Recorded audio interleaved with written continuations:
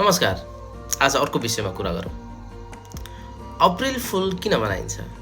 हामी सबैले अप्रिल फुल भन्दै एकअर्कालाई मजाक गर्दै एकअर्कालाई मूर्ख बनाइरहेका हुन्छौँ। त्यही अप्रिल फुल किन मनाइन्छ?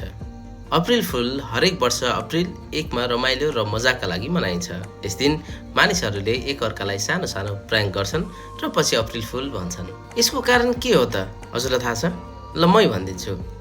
यसको ठ्याक्कै सुरुवात कहाँबाट भएको भन्ने स्पष्ट त छैन, तर केही प्रसिद्ध कारणहरू भने छन्।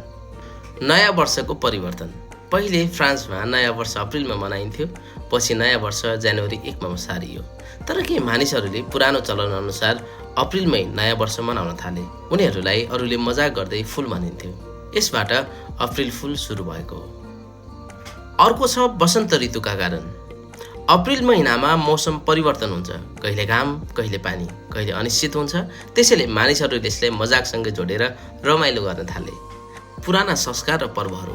विभिन्न देशमा पहिले पनि यस्ता मजाक र रमाइलो गर्ने पर्वहरू थिए, जसले पछि अप्रिल फुलको रूप लियो। कसरी मनाइन्छ अप्रिल फुल? साथीहरूलाई झुकाएर, सानो सानो प्रयाङ्क गरेर वा परिवारबीच रमाइलो गरेर। तर ध्यान दिनुपर्ने कुराहरू।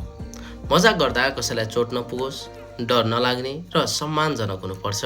कसैको व्यक्तिगत, पारिवारिक र सामाजिक क्षति चाहिँ हुनु हुँदैन।